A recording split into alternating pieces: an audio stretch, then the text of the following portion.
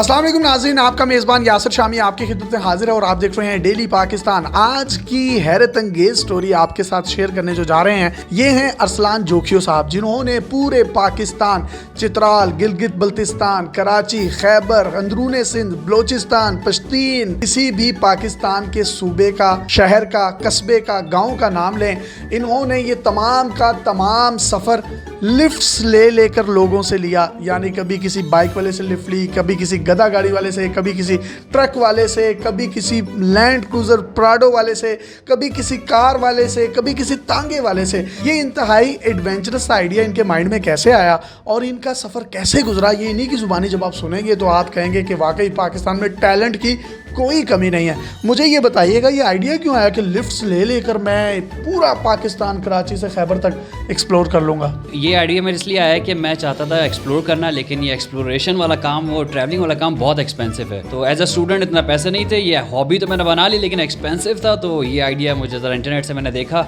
और फिर किन लोगों से आपने लिफ्ट्स ली ये बताएं? किन किन से नहीं लिया आप ये मुझसे पूछें। किन से नहीं ली ये बता दें।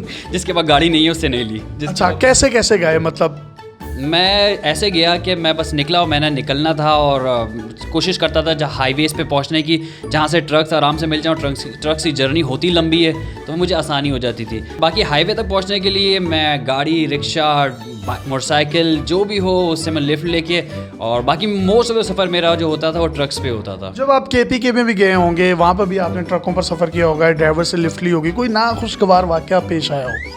नाखुशगवार वाक़या ऐसे तो सामने नहीं आया, लेकिन फिर भी कुछ लोग ऐसे होते थे कि वो पूछते रहते थे, वो बड़ा कंफ्यूज रहते थे, यार स्टिल तुम्हारे पास पैसे नहीं हो, तुम निकल गए हो और तुम खुद निकले हो। कभी ऐसा होता था ना कि यार आपके साथ नसीब कुछ ऐसा कर दे, किस्मत ऐसा कर दे, आपका वॉलेट गिर जाए, पैसे नहीं हो, फिर लिफ्ट लो तो अलग बात है। अच्छा, पाकिस्तान में हमने ये भी देखा है कि जिस तरह के हालात हैं, अगर हम किसी को यूँ हाथ दें तो वो गाड़ी में से इतना लंबा हाथ निकाल के हमारे मुंह पे मारता हो, भाई चल पीछे हो, तू कहाँ से लिफ्ट ले रहा है। तो आपको ये कैसे यकीन आया कि भाई मैं जिसको हाथ दूंगा वो मुझे लिफ्ट दे देगा? एक्चुअली ऐसा नहीं होता कि जिसको हाथ दूंगा लिफ्ट लेगा, वो ऐसा नहीं होता। लेकिन मैं चांस सब पे लेता हूँ, इवन कि लैंड क्रूज़र गाड़ी हो, कोई भी गाड़ी हो, ऑडी सामने जा रही हो, मेहरान जा रही हो, लिफ्ट्स के लिए हाथ सबको लेता हूँ। अब किसी का भी कभी भी माइंड कोई हो सकता है, वो देख के अब यार स्टूडेंट है यार, चलो यार लिफ्ट देते हैं इसको, तो इसलिए मैं ये चांस छोड़ता नहीं हूँ, लिफ्ट के लिए हाथ सबको देता हूँ। अच्छा, रात को आपने 2 बजे कहीं से लिफ्ट ली और दूसरे शहर तक जाना था और 4 घंटे का सफ़र था, 3 बज गए, 4 बज गए, गनूदगी आ गई और सोना पड़ गया, तो फिर वो ट्रक ड्राइवर के साथ ही सो गए?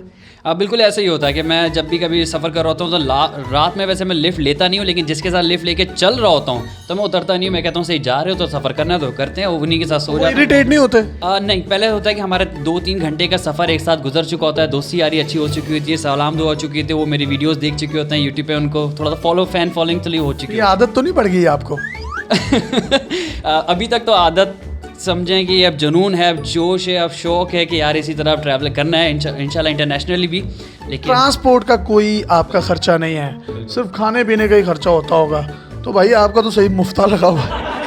मोस्ट ऑफ द टाइम खाने पीने का जो मेरा बजट होता है वो भी बच ही जाता है। वो कैसे बचता है? जिसके साथ ट्रैवल कर होता हूँ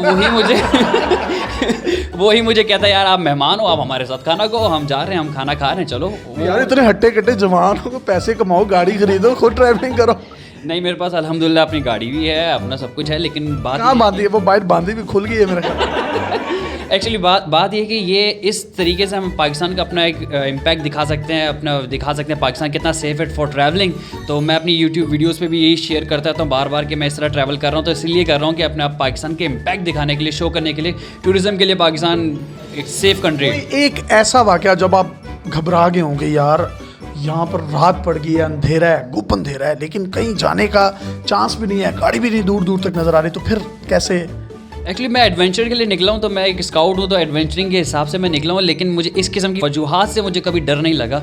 जहाँ मुझे जगह मिलती है वहीं कैंप लगाता हूँ, सो जाता हूँ, सुबह अल्लाह का नाम लेके सो जाता हूँ, सुबह बिस्मिल्लाह पढ़ के उठ गया, सुबह 7 में उठ जाते हैं। बहुत अच्छा लगता है, कोई मज़ा कभी ऐसा हुआ नहीं है। अब हुआ तो शायद फिर मैं कभी निकलूँगा नहीं। तो देख लें कि पाकिस्तान टूरिज़म के लिए और सियाहत के लिए कितना सेफ़ मुल्क है, और इसका अमली नमूना जो है अरसलान साहब की सूरत में आपके सामने तंज़ो मज़ा से भरपूर गुफ्तगू हमने इनके साथ की। ये real face of Pakistan and positive face of Pakistan है, जिन्होंने पाकिस्तान को एक्सप्लोर किया, लिफ्ट्स ले लेके, मोटरसाइकिल, गधा गाड़ी, ट्रक, प्राडो, ओडी, कोई गाड़ी इन्होंने नहीं छोड़ी, कोई जगह इन्होंने नहीं छोड़ी।